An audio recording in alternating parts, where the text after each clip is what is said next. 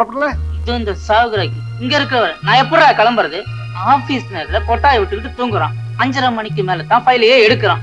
என்ன கேட்டா ஆபீஸ் நேரத்துக்கு அப்புறம் வேலை செய்யறவங்க சோம்பேறிங்க. என்னங்கிற நீ? வின்சென்ட் சாரு உன் ஃப்ரெண்டா? ஆமா சார், உன்னை பத்தி தான் பேசிட்டு இருந்தேன். இந்த கம்பெனிக்கா எவ்வளவு மாடு கணக்கா நீ உழைக்கிறேன்னு. அப்படியா? வரேன். ஏண்டா வின்சென்ட், ஒரு நாளைக்கு சொல்லிட வேண்டியதானே? என்னன்றா? ஆபீஸ் 5:30 மணியோட க்ளோஸ், வீட்டுக்கு போ சார்னு. ஏண்டா ஒரு பியூனு சோபால படுத்துக்கிட்டு பீடி குடிக்கிறேன், இதை விட எப்படா நாசுக்கா சொல்றது? ரோஷம் வேணா, எரும தோலுப்பா. ஏன் நேரம் கழிச்சு வீட்டுக்கு போறாரு? சம்சாரம் சரியில்லையோ?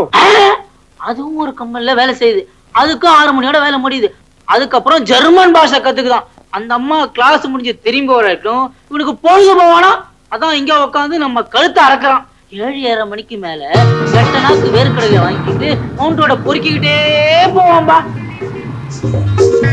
பொழுது போகாத பட்டி காட்டா மிட்டாய் கடையை பார்த்த மாதிரி ஏதோ சினிமா தியேட்டர்ல போட்டோவை பார்த்துட்டு நின்றுட்டு இருப்பான்.